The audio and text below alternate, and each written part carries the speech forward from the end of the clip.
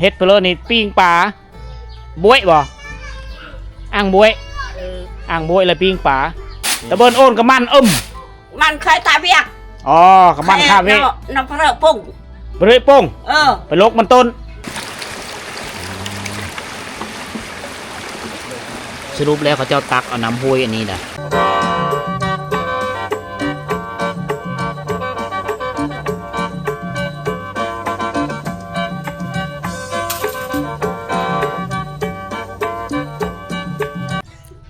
สบายดีพ่อแม่พี่น้องสบายดี FC ทุกท่านที่กำลังติดตามและรับชมนะมื้อนี้บ่สิหอมก็ยังอยู่ที่บ้านปะโตยอาตานเมืองนองแขวงสวรรณเขตก็เป็นเวลาเช้าๆทุกคนนี่ตอนเช้ามื้อนี้ค่อยสิพาทุกคนก็พาเที่ยวเลาะชมหมู่บ้านปะโตยเฮาเพราะว่าเฮิกแล้วไม่ได้มาตามติดวิถีชีวิตของพี่น้องเผ่าตะโตยเฮาบ้านนี้เชิงห่างจากเทศบาลเมืองมากกับประมาณ10 กิโลเมตรเฉพาะนี้ซึ่งเป็นชุมชนคนบรูโดยเฉพาะกับแม่นกลุ่มภาษาตะโอยทุกคนจะแตกต่างกับภาษาอื่นได้นี่แหละบอนเซ็กอินเทอร์เน็ตเราอยู่นี่ทีมงานเขาเดินนี่สบายดีสบายดีซื้อ2แล้วเลยวะบ่าวใส่สตูดิโอบ่าวใส่สตูดิโอแมนหรือว่าใส่สตูดิโอใส่สตูดิโอเอามักหักผลงานเราเฮาไปติดตามรับชมเด้อฝากในเด้อฝากในเด้อทุกคนฝากเป็นกำลังใจบ่าวใส่เดี๋ยวเปิด2ใหม่ยมแกวิไลเคยตัวไว้อยู่นี่มีสัญญาณบอลเดียวนี่บอลเดียวนี่เลยอ๋อญาติกันลิ้นจุดเบียดกันตอนนี้บัดสังเกตเห็นมีแต่ขี้ดินเกิบเนาะจุดเก้งเลยกกเสาเสา3 ต้นนี่เพราะว่าย่ามเมื่อคืนมาวัยรุ่นจะมานั่งเต็มอยู่เนี่ยเขาจะมาเล่นอินเทอร์เน็ตเนี่ยเมื่อบ้านประตูเขาเนี่ยจะอยู่นี่บอลนี้บอลเดียวคือบอลเซ็กอินเทอร์เน็ตฮะมีสัญญาณโทรศัพท์ว่าสั้นซะยามเสานี่น้องน้อยเพื่อนนี่ก็ดังไฟฝิ่งไงแห้งอุ้ยบ่แห้งอุ้ยเนาะสังหนาวนี่สะแงดเนาะโอ้ยหัวยุงหัวหยองเนาะอีลาเนาะผิงไฟจนหัวยุงหัวหยองสะแงดเหือนสานบ้านซองทุกคนเลยฟืนเขาเจ้าเก็บไปโดยมีแต่ฟืนไม้ยางบงที่เขาเจ้าปุขายเปอะมาแล้วลำต้นเอามาเฮ็ดฟืนหลายที่สุดก็คือต้นมะพร้าวมะมีต้นไม้กินมะที่เขาเจ้านิยมปลูกอยู่เขตชนเผ่าตะโอยเป็นชนเผ่าที่ดุมันนาบานเขาเจ้านี่กลางที่ดินนี่แป้นเก่งคักได้แต่ละเฮือนเขาเจ้าเฮือนดังเดิมเขายังหลายได้อันนี้คือบ้านของปะโต้ยเฮายามนี่เขาเจ้าแล้วหูดเขาหายแล้วอยู่เฮือนพักผ่อนเลี้ยงผู้บางคนก็ไปเลี้ยงโง่เลี้ยงควายหาอยู่หากินพักผ่อนไปตับกับการเวลาไปตัดเอาไม้ไหลไม้บงมาสานออมปูพักอยู่บ้านได้บ่าเลยเนี่ยเขาเก็บปูพักเลยนี่บอกไปแต่ละหมู่บ้านบางบ้านก็ไม่ได้ปูบางบ้านก็ปูเด็กเก็บเอาไม้ไหลมาผ้าเฮ็ดสวนตาโรบัตนี่เนาะอ๋อเฮ็ดเพลอนี่ปิ้งปลาบวยบ่อ่างบวยแล้วปิ้งปลาเฮ็ดเลยประตัวโอ้ไปตัวละช้อนป่าได้อาหาร3 ตัวได้ปลา3 ตัวก็กินแซ่บปลาจากธรรมชาติเนาะสบายดีผู้เด้อห้องน้ำเด้อวิทย์ถ่ายของเจ้าอยู่นี่แต่ละเฮือนบ้านประตูนี่จะมีวิทย์ถ่ายเรียบร้อยได้แล้วก็น้ำใสเขาเจ้าจะเป็นน้ำบาดาลนี่เบิดบ้านเขาเจ้าจะมีอยู่2-3 บ่อนแหละนะเป็นกันโป้มเฮาจะใส่น้ำเฮากะซื้อสายไปต่อใส่ป้มใส่ไดอยู่น้ำสร้างแล้วก็เป็นกับไดมาเฮิรนโป้มมาเฮิรนของเจ้าของเลยเฮิรนมันท่าแห้งของชาวบ้านในการค่อนข้างมีอยู่มีกินมีท่าแห้งหลายสิ่งหลายอย่างโดยเฉพาะผู้เขาเจ้ามีหอรถใหญ่ได้ทุกคนเลยมีโฮงสีนี่ไม่ได้เห็นเขาเจ้าต่ำเข้าและมาแถวนี้เราจะได้เห็นเขาเจ้าฟัดเข้าอองฟืนแบะฟืนตักน้ำมาแถวนี้จะไม่ได้เห็นการต่ำเข้าแบบบูฮานแล้วนี่อุดมสมบูรณ์และถาวรแล้วแต่กระปาจากไม่ได้บางเฮิรนก็ยังค่อนข้างมีพ่ออยู่พ่อกินก็มีทุกคนเลย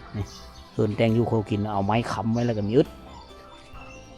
บางคนก็โซมทายยังมีถาวรก็จะกระเฮ็ดพ่อซ้ำนี้แหละเอาผ้ายั้งไว้แต่พ่อได้ใส่พ่อได้ทาย พอไม่ได้เฮาป่าทุกคนเลยยามฝนตกฝนลิ้นมันก็สะดวกสบายปราศจากป้องกันการติดเสื้อจากพยาธิแน่พาเที่ยวชมหมู่บ้านก่อนปุ๊โง่ควายเขาจะมีท่านละปล่อยนะประมาณ9 โมง 10 โมงเขาจะปล่อยโง่แลนแลนแลนเลยพูน ปบกองโอ้รถไถซิง2 คันเลยเฮือนหลังเลย โอ้เป็นสิแบบครอบครัวพอเพียงเนาะเดี๋ยว เขาจะเอาไปลำเล่งขายมันต้นหับซื้อมันต้นแล้วก็ไปขายเท่าโรงงานมัน ไปจริง ผู้เลือได้รถอันนี้นี่แมันหาเงินง่าย ไปขาย หาเงินได้3 คันหมดเลยพวกคันนี้ก็แม่น เขาเจ้าเฮ็ดธุรกิจโซนโตเขาขอบเศรษฐกิจขอบโคนี่ฟัดเข้าตางำเจ้าไปสีได้แล้วคนเขตนี้เขาเจ้าสีผู้เริ่มมีห้องสีก็ไปจ้างสีน้ำมูมีหัวกระสอบหนึ่งประมาณ20,000 หรือ 10,000 ที่พระเจ้าก็ต้องเก็บอันนั้น ฟัด ให้มัน ฟัดเขารีบอ้อคักแม้ก่อนเดี๋ยวไปสีอ้อม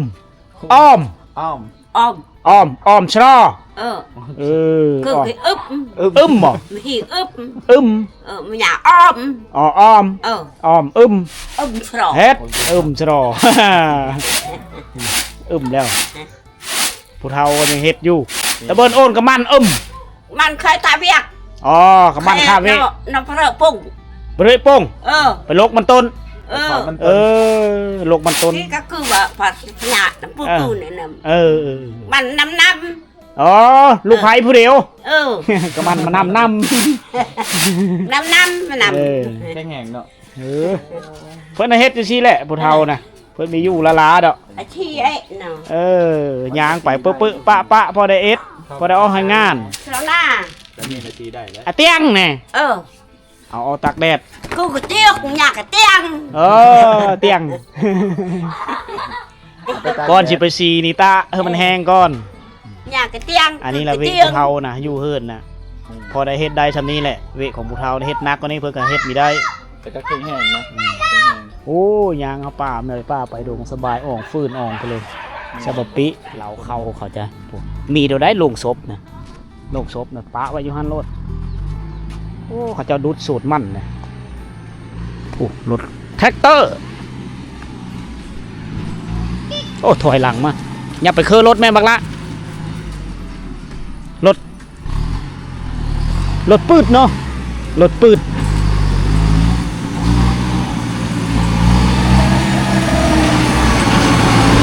ถอยเลยเนาะเอ็ด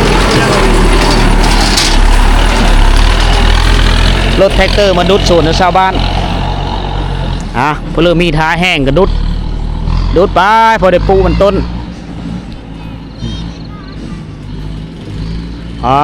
ได้ส่วนมั่นคักเอ้ย มันจะเป็นรถนะ ส่วนเจ้าวะส่วนเขาเนาะเจ้าอยู่แต่ละเนี่ยฮะเฮ้มาแต่เบิ่งรถเนาะ มันจะเป็นรถไทยส่วนมันต้นทุกคน เดี๋ยวเขาเจ้าดุดแถวนี้ละ โอ้นี่เขาดุที่นี่ บ้านประตูนี่น้ำดื่มนี่ค่อนข้างยากเลยทุกคนเบิดบ้านจะมีบ่อน้ำอยู่2 บ่อที่1ก็คือสายโฮยน้อยๆมีโฮว่าโฮยที่ไหลมาจากภูเขาบ่อที่2นี่ส่วนบ้านเบื้องนึงเขาเจ้าจะไปตักอายุโฮยบรยตักเอามือแล้วเขาเจ้าจะต้มกินก่อนนะเพราะว่าเขาเจ้ามีน้ำซางแล้วก็มีน้ำลิ้นที่ไหลมาจากภูมันห่างไกลจากภูนะเฮาสิไปเบิ่งทุกเขาเจ้าตักน้ำกินทุกคน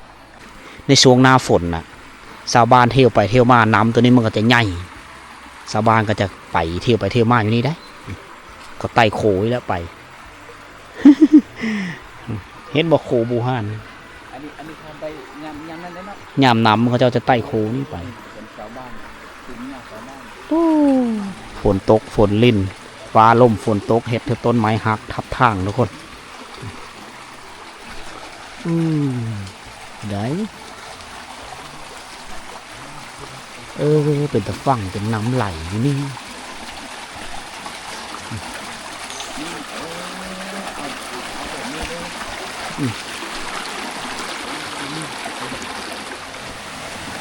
นี่อันนี้คือน้ำบ่อเขาเจ้าจะเฮ็ด ก่อชิมั่งอ้อมไว้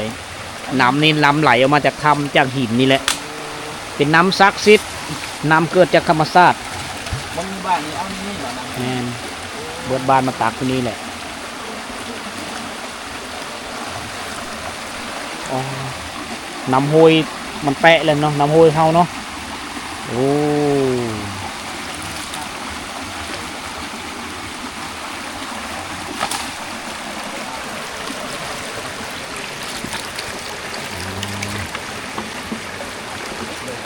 สรุปแล้วเขาเจ้าตักเอาน้ำห้วยอันนี้นะมาตักเอาน้ำนี่เพราะว่ามันอยู่เทิงก้อนเขาสิตักน้ำมันเขาจะมีใสอีกกระตุกหนึ่งแล้วเขาเอาผ้าแพร่เพื่อกั้นตองมีเหือขี้ดินมีเหือขี้เยื่อต้นใบไม้ต่างๆเขาไปอยู่ในกระตุกนั้นแล้วจากมือนี่เขาจะผ่านการขั้นตองต้มนี่ได้ดังไฟต้มน้ำดื่มนะแต่สิแหละกระตุกนี่น้อยๆถ้าว่าเฮ็ดกระตุกเยอะนี่ก็แห้งงานเล็กน้อยเขาจะมันจะหนักเขาจะเอาซ้ำแห้งเขาเจ้าที่หาบได้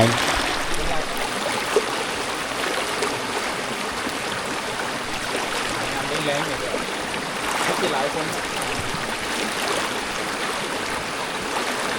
แม่น้ำสายนี้มันจะไหลตลอดแรงเลยตลอดแรงตลอดฝนถ้าว่ายามฝนมันก็จะขุ่นและชาวบ้านนี่ก็จะมีความลำบากในการตักน้ำได้เขาเจ้าจะไปบางคนก็จำเป็นต้องได้กินตักเอาน้ำบาดาลผู้บางคนก็มาไปหายไปซูนก็เอามาป้าไว้นี่ถ้าเขามายามเสาเนี่ยชาวบ้านนี่เต็มอยู่นี่แหละแต่ว่าน้อยคนจะมีผู้ชายมาตักส่วนหลายมีแต่ผู้หญิงที่เป็นลูกไผ่แหละเฮ็ดเวหลายกว่าหมู่นะแล้วก็เกณฑ์เล็กน้อยผู้ที่9 ปี 10 ปีที่ตักน้ำได้เขาจะมาตักที่นี่นะอันนี้คือการส่งใส่น้ำการดื่มน้ำของพี่น้องบ้านปะโต้ยอยู่ที่ถูกเขตนี่แหละเมืองนองเขานี่นะชนเผ่าปะโต้ยเขานี่ตักเอาน้ำจากธรรมชาตินี่แหละนะผู้บางคนก็มาอาบน้ำอยู่ที่ไหนน้องน้อยจะมาตักน้ำอยู่นี่แหละเบิดบ้านปะโต้ยเขายามเสาหรือยามแรงบ่ออันนี้คือสายน้ำที่ชาวบ้านตักกินในแต่ละมื้อนะ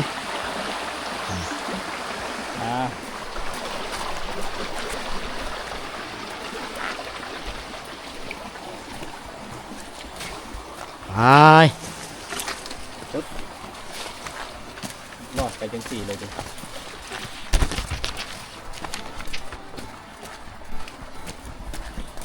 ก็จะได้น้ำกินทุกคนเลยพี่น้องคนเผาเฮา เอาน้องไปพร้อมทางหาบหนังเท่าเอาน้อง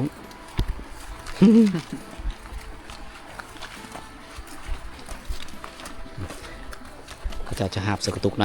กระตุกน้อยๆแหละบางคนก็หาบเสือน้ำเต้าไ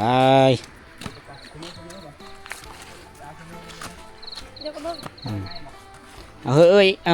โอ้อย่าหิวเองอันนั้นเย่เบิ่ม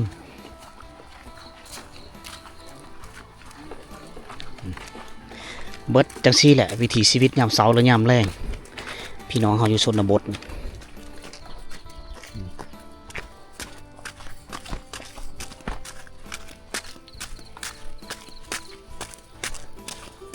ไก่บ่เยิ่งบ่ดง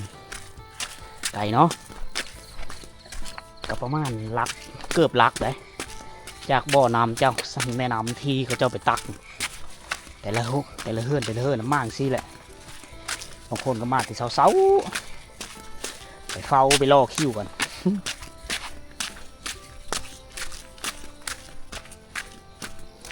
หาบเต็มคุเลย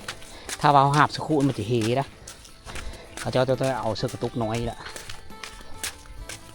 ไปอันนี้คือซอยเวะพอเมได้หลายโดยเฉพาะคือผู้หญิงแต่ผู้ชายนี่ลีรถตามการลิ้นของเขาและผู้ชายนะผู้ชายนี่ค่อนข้างสบายนะผู้ชายชนเผ่าเอาให้งานหลายลีนักหรือจะแม่นไม่ยิ่งเป็นชนเผ่าที่เอาเปรียบผู้หญิงหลาย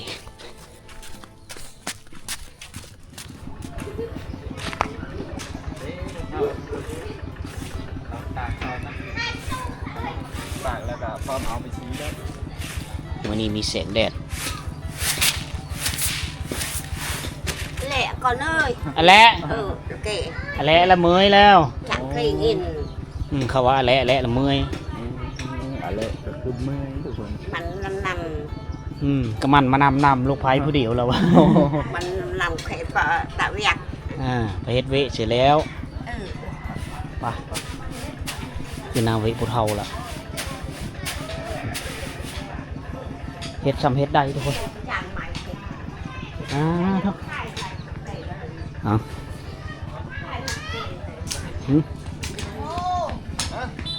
อาโรคืออีหยังเนาะ เฮ็ดศูนย์ โอ้ คำว่าโรนี่มันศูนย์แหละ โอ้นี่ คือเฮ็ดน้อยเนาะเฮ็ดศูนย์น้อยๆเนาะ เป็นภาษาท้องถิ่นของพี่น้องต้นเผ่าบ่ใส่กระหูเนี่ยบ่ฮู้นะทุกคน ตาโรเกยๆบ่ แล้วก็คือ ตาโรปืด โรเก็ต อ๋อเฮ็ดโหนี่น้อยปลูกผัก เจาะบัตรบ่เจาะบัตรแล้วมันปลูกผัก ปลูกพักเนาะ เฮ็ดได้เวะผู้หญิงนี่ซอยเวะได้หลายพูดเยอะเบิ่งผู้ชายผู้เห็นบ่ผู้ชาย เป็นอะไร เด้ผู้ชายเด็กน้อยผู้ชายขี่รถจะแตกต่างกันได้ ผู้หญิงเนาะ ผู้หญิงนี่เป็นเวะเบิดผู้หญิงซอยเวะพ่อแม่ได้หลาย นี่แหละทุกคนเลยการดำเนินชีวิตที่เกิดเป็นบท เฮ้ยไอ้รถฟอร์ดรถแท็กเตอร์ฟิงไฟย่ำเสา เอ้ยเนี่ยเอาน้องเขาเจ้าจะเอาชิ้นโต่งไว้ได้ในการเจน้องเจลูกเจเต้าคือกันเอาชิ้นโต่งไว้เลยนี่อันนี้จะเป็นเคาะไก่เคาะกาน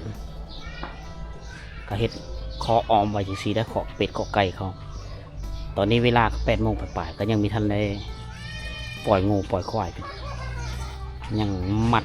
ผูกไว้อยู่กองตารางเฮินนี่ยิงตามสวยๆ9 โมง 10 โมงเอาไปเลี้ยงนะส่วนหลายก็เกณฑ์9 ปีอายุ9 ปี 10 ปีไปเลี้ยงงูเลี้ยงควายนะเขาแบ่งนี้เวะกันผู้ใหญ่นี่กับผู้และเดินทางเข้าสู่ไฮสู่โซนมันต้นนะอันนี้คือภาพรวมๆของหมู่บ้านปะโต้ยเมืองนองแขวงสวรรณเขตนะก็เป็นหมู่บ้านของชนเผ่าโต้ยเด้อพี่น้องเด้อฐานะครอบครัวเขาเจ้าก็เฮิรนแปลนหลายหลังแล้วมีอยู่มีกินมีรถฟอร์ดมีรถจักรพยานพาหนะการไปการมาสะดวกสบายพาหนะในการลากแกมีครบแถวนี้ค่อนข้างมีนะแต่วิถีชีวิตยังดั้งเดิมทุกคนโอเคทุกคนเลยการย้างรอบบ้านนี้ก็ไม่ได้ไปโทบ้านหรอกทุกคนเฮาพาทุกคนไปเบิ่งน้องน้อยที่เขาเจ้าตักน้ำไปเบิ่งบ่อนน้ำกินน้ำใสของเขาเจ้าทุกคนเลยมันคือบ่อน้ำที่ไหลมาจากผู้ไปแหละเป็นห้วยน้อยๆห้วยคือชาวบ้านปะโต้ยเฮานี่เบิดบ้านเขาเจ้าจะไปตักเอาน้ำที่พุ่นแหละนะถ้าว่าเป็นฤดูฝนน้ำมันจะขุ่นน้ำป่าไหลหลากเขาเจ้าจะใส่น้ำตัวนั้นไม่ได้ ยามฝนมากเขาเอาน้ำซิเลอกินเอาน้ำซิเลอดื่มสำหรับน้ำใสเขาเจ้าจะไป มันจะมีบ่อน้ำบาดาลคือค่อยเว้าแหละบ่อน้ำบาดาลเป็นบ่อน้ำโลภของหมู่บ้านในโครงการมาเจาะเฮือแล้วก็เบิดบ้านก็ใส่น้ำกันโดยเฉพาะก็คือไดมันมีโป้มไดน้ำนี่จะเป็นของโลภแล้วเวลาเขาจะส่งสายน้ำในเฮ็ดนั่นเลยเขาเจ้าจะมีทอแต่ละเฮือนซื้อทอเป็นของตัวเองทอส่งน้ำมาเฮือนแล้วก็ไปปะไว้อยู่เข้มบ่อน้ำบาดาลแล้วก็สายไฟของตัวเองต่อสายไฟไปเซอร์ถ้าว่าเขาจะใส่เขาก็เซฟไฟเขาเองซบน้ำเซอร์ทอน้ำเซอร์แล้วก็เซฟไฟเขาแล้วน้ำมันก็จะมาเฮือนเขาเรียบร้อยแต่ละคนต้องเก็บกระฟุ้ยเก็บแทงน้ำเพื่อเก็บไว้เขาเจ้าจะคอยพัดเปลี่ยนกันนะจะเปลี่ยนคิวกันเลยถ้าว่าไดน้ำเทเขาเจ้าก็อ้อเงินกันประกอบเงินก็ซื้อไดหน่วยใหม่มาเซอร์อันนั้นคือการชมใส่น้ำและน้ำดื่มเด้ถ้าว่ายามหน้าฝน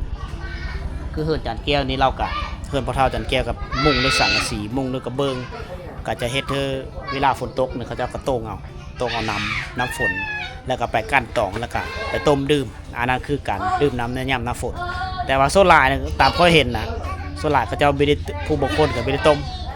กินเลยก็มีทุกคนเลยนะบางคนก็ไปขุดเฮ็ดน้ำสร้างอยู่ไห้อยู่หน้าบอลที่ปลอดภัยบอลที่มีน้ำห้วยไหลเชิงนะแล้วก็เป็นน้ำสร้างทุกคนอันนี้คือเรื่องเล่าทุกคน ที่เอามาฝากพ่อแม่พี่น้องเฮามื้อนี้ก็มันซอยแล้วทุกคนบ่สิหอมสิพักพอนี่แหละมาแต่เธอนอนอยู่เฮือน พอเท่าจานแก้วนี่จานแก้ววิไลเคยโอ้ยทุกคนเลยเฮิร์นเพิ่นคือทุกคนได้เห็นแหละมี2-3ครอบครัวที่ดำรงชีวิตอยู่นำกันนี้เอาพบกันใหม่ในวิดีโอต่อไปเด้อ